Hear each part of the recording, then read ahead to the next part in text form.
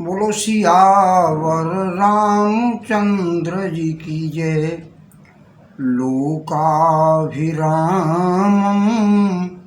रणरंगधीरं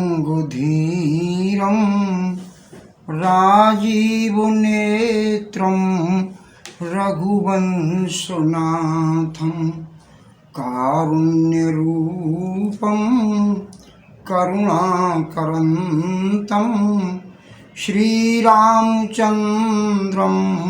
शरणं प्रपद्ये। आञ्जनेयमतिपाटलानं कञ्चनाद्रकमनीयविग्रहं पारिजातितरुमूलवासिनं भावयामि पवमाननंदनम। बोलो सियावर रामचंद्र जी की जय। बंधुओं, अभी विगत दिवस इस दास के द्वारा श्री हनुमान चालीसा की विषय में सुना। प्रथम दो बार में दो दोहा जो हनुमान चालीसा के प्रारंभ में श्री गोस्वामी जी ने लिखे हैं, उनकी व्याख्या की गई। श्री गुरु चरण सरोज रज निजमन मुकुर सुधार, वर्णहु रघुवर विमल जस जो दायक फल चार। दूसरा दोहा बुद्धिहीन तन जान के सुमरहु पवन कुमार, बल बुद्धि विद्या देहु मोय हरहु कलेश विकार। हम तीन वस्तुएं हनुमान जी से मांग रहे हैं और दो वस्तुएं हनुमान जी को दे रहे हैं कि दो चीज़ों का हमारा हरण कर लो और तीन चीज़ें हमें प्रदान करो। प्रदान क्या करना है? बल बुद्धि विद्या देहु मोह। बल बुद्धि और विद्या प्रदान करो। और दूर क्या करना है? हरहु कलेश विकार। हमारे जो मन में मनोविकार उत्पन्न होते हैं, जो मानसिक दुर्वासनाएं हैं, विषयों के प्रति जो हमारी आसक्ति रहती है, जो हमारा मोह है, वो आप दूर करें। क्योंकि मोह सकल व्याधन कर मूला। संपूर्ण व्याधियों की जड़ मोह है और मोह में ही विकार छुपे हुए हैं। जितने भी विकार हैं, काम क्रोध मद लोभ सब नाथ नरक के पंथ, सब पर रघुवीर भजाओ भजय जैसन। सब परिहर रघुवीर भजाओ भजय जैसन। ये सब का परित्याग करके केवल राम जी का भजन करना है। तो भजन तभी संभव है जब मनोविकार से वृद्धि हो, मनोविकार दूर हों। और मनोविकार दूर करने की क्षमता केवल हनुमान जी महाराज में है। तो हमारे मनोविकारों को दूर करें और क्लेश कष्टों को दूर करें। जीवन में तीन तरह के कष्ट आते हैं, दैहिक दैविक भौतिक। राम जी के राज्य में तो किसी को नहीं व्याप्त थे। दैहिक दैविक भौतिक तापा, राम राज्य काऊ नहीं व्यापा। भौतिक में शरीर में कोई बीमारियां असाध्य रोग लग जाते हैं तो उनको दूर करने की जिम्मेदारी हनुमान जी को सौंप दो।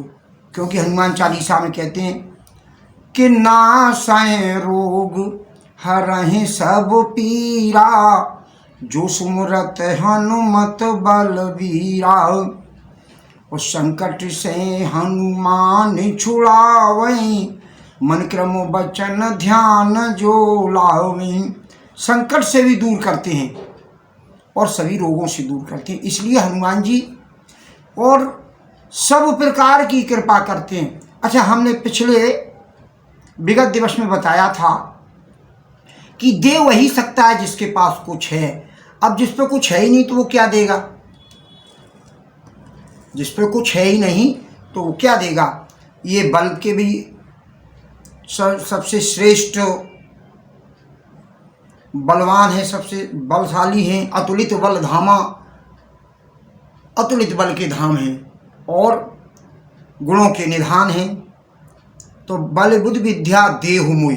बल दें, विद्या दें और बुद्धि प्रदान करें। विद्या से ज्ञान मिलेगा, बुद्धि से भक्ति मिलेगी, बुद्धि से विवेक मिलेगा। बुद्धि अगर सही है तो हमें विवेक प्राप्त होता है, और बुद्धि सही नहीं है तो विवेक नहीं रहेगा। क्योंकि दो चीज़ें हैं, एक मन है, एक बुद्धि है। मन चलायमान होता है, पीपर पात सरस मन डोला, पीपर की पत्ते की तरह मन डोलता है, लेकिन बुद्धि जो है स्थिर होती है, बुद्धि स्थिर रहती है। इसलिए बुद्धि हनुमान जी से मांगे, और हनुमान जी की अगर कृपा हो जाएगी तो आप राम जी के अनन्य भक्त बन जाएंगे। राम जी के यहाँ प्रवेश करने की अनुमति आपको ही है। आपके बिना राम जी के यहाँ तुमरो भजन राम को भावे, जन्म जन्म के दुख बिसरावे। आपका भजन राम जी को अच्छा लगता है, इससे जन्म जन्मांतर के दुख दूर हो जाते हैं। पहली चौपाई हनुमान चालीसा की हनुमान जी ने बहुत अच्छी गोस्वामी जी ने लिखी है। जय हनुमान ज्ञान गुण सागर, और जय कपीस तेहु लोक उजागर। जय हनुमान ज्ञान गुण सागर। हनुमान का पहले हमें अर्थ जानना चाहिए। हनुमान का अर्थ क्या है? हा शब्द के कई अर्थ हैं। हमारे यहाँ संस्कृत भाषा बहुत ही रिच भाषा है। यहाँ एक एक शब्द का अर्थ है। अन्य भाषाओं में शब्द का कोई अर्थ नहीं होता है। हमारे यहाँ हिंदी और संस्कृत में एक एक शब्द का अर्थ है। जैसे का अपना अर्थ है, खा का अपना अर्थ है, आ का अपना अर्थ है। इसी तरह से हा का अर्थ है, हा के कई मीनिंग हैं। हा माने गगन आकाश, हा माने जल, हा माने ज्ञान। तो हा और ना हनु मान, जिसने अपने मान का हनन कर दिया हो वो हनुमान, जिसे मान अभिमान को एक तरफ रख दिया हो। अब हनुमान जी से अगर मान अभिमान आपको ख़त्म करना है तो फिर हनुमान जी की शरण में जाना ही पड़ेगा, क्योंकि मान अगर रहेगा अभिमान होगा, और अभिमान होगा तो भक्ति फिर नहीं हो पाएगी। क्योंकि गोस्वामी जी लिखते हैं उत्तरकांड में, ज्ञान विराग नयन और गारी। ज्ञान और वैराग्य ये दो नेत्र हैं अंदर के। ज्ञान के नेत्र में अगर द्वेष आ गया तो ज्ञानी फेल हो जाएगा, और वैराग में अगर राग हो गया तो फेल हो जाएगा। अब ये तभी हो सकते क्योंकि आंतरिक चक्षु हैं, ये हृदय चक्षु हैं, इनमें तभी दिखाई देगा जब हनुमान जी की कृपा होगी। इसलिए हनुमान जी की कृपा में हमें ये ध्यान रखना चाहिए कि जय हनुमान ज्ञान गुण सागर। और ज्ञान और गुण के निधान हैं। सागर क्यों कहा गया? क्योंकि सागर में निरंतर गुण की वृद्धि होती है। बहुत नदियाँ आती हैं, लेकिन समुद्र में कभी आपने बाढ़ नहीं देखी होगी। बरसात में नदियों में बाढ़ आती है, क्षुद्र नदी भर चली तुराई, लेकिन बरसात में सागर में कभी बाढ़ आती है? सागर अपनी मर्यादाओं में रहता है।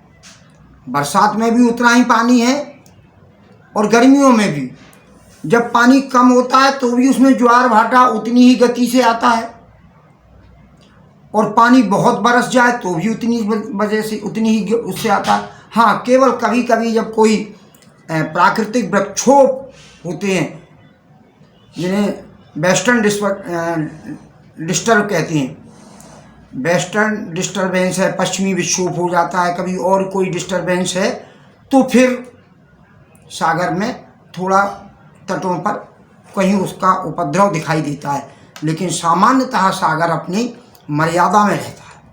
और हनुमान जी का भी यही है कि हनुमान जी अपनी मर्यादा में हैं। इतने ज्ञानी होने के बाद भी वो अपने ज्ञान को भूल जाते हैं, वो अभिमान को भूल जाते हैं, वो मान को भूल जाते हैं, उन्हें अपना अभिमान भी नहीं रहता है। बहुत सुंदर सा एक उदाहरण, किष्किंधा कांड में जब पहुँचे हैं तो जटायु के भाई संपाति ने कहा, बोले हम सीता जी को देख रहे हैं, वन अशोक उपवन जहाँ रहे सीता बैठ सोच रहा था। अशोक वन लंका में है, उसमें सीता जी बैठी हुई है। मैं देखूं तुम नाही गिद्ध दृष्ट अपार, बूढ़ भय नहीं तो करते कछुक सहाय तुम्हार, जो ना गए सतयोजन सागर करे सुराम काज नय नागर। जो इस 100 योजन के समुद्र को पार कर जाएगा वो इसे कार्य को कर सकता है। तो अब सब बानर बैठे हुए हैं, कोई कुछ नहीं बोला। जामवंत जी ही सबसे पहले बोले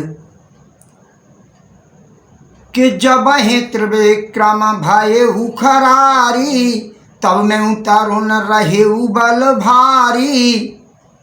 जब भगवान ने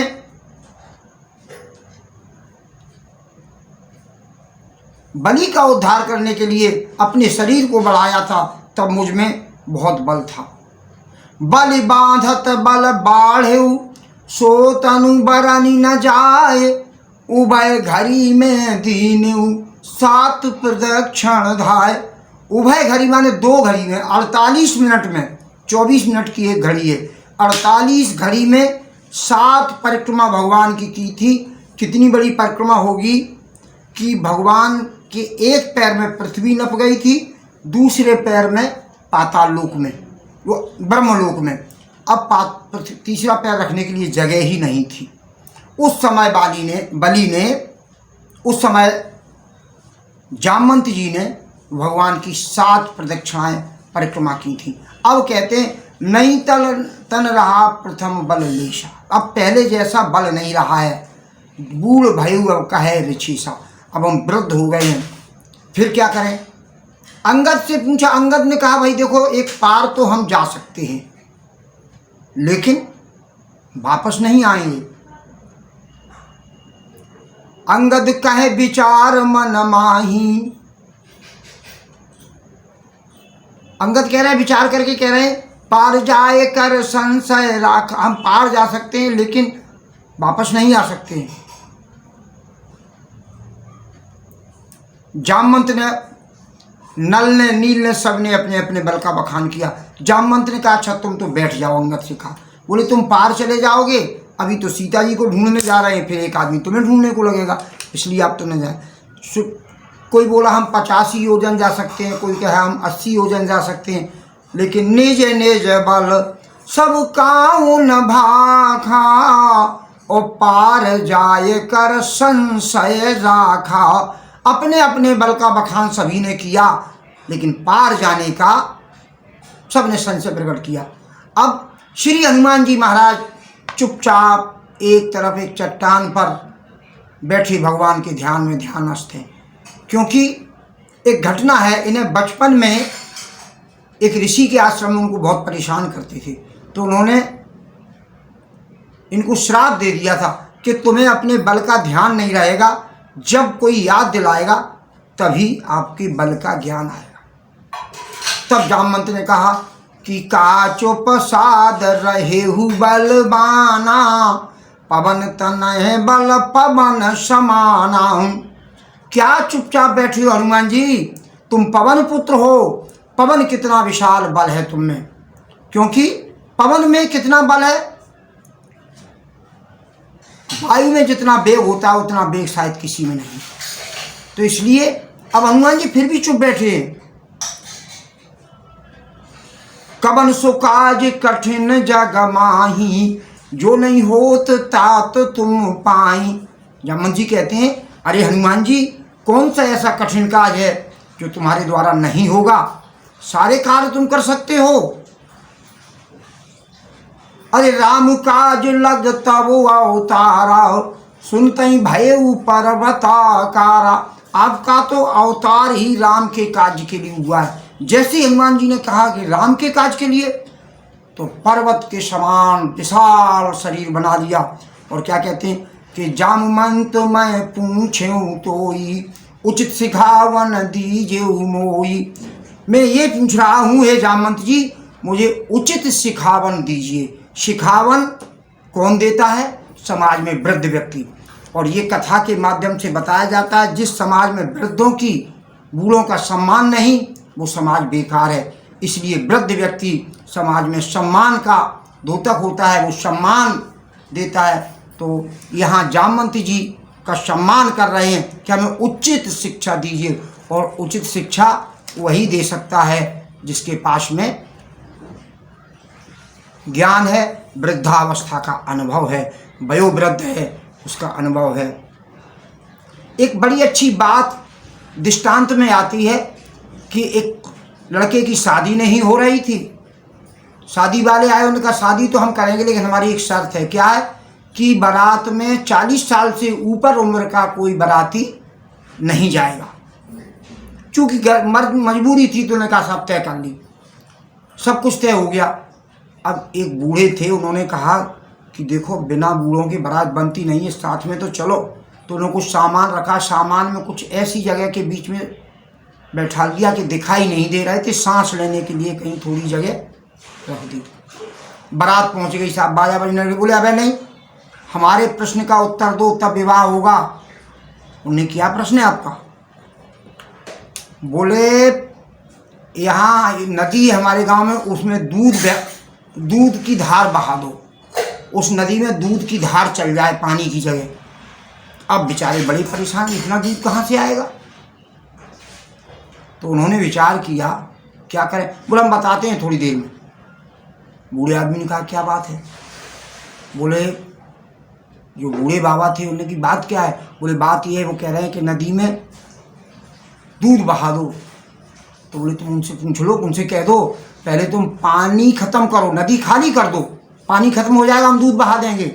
जैसे ही उन्होंने कहा कि नदी खत्म करो, नदी का पानी खत्म करो, हम दूध भर देंगे उसमें। अब पानी खत्म करना भी उनके बस की बात नहीं है। तो उन्होंने विचार किया कोई निश्चित इस समाज में वृद्ध है। तो वृद्ध लोग सिखावन देते हैं, और सिखावन शिक्षा कई तरह से दी जाती है, इसे हम अगले वीडियो में बताएंगे। तुलसियावर राम।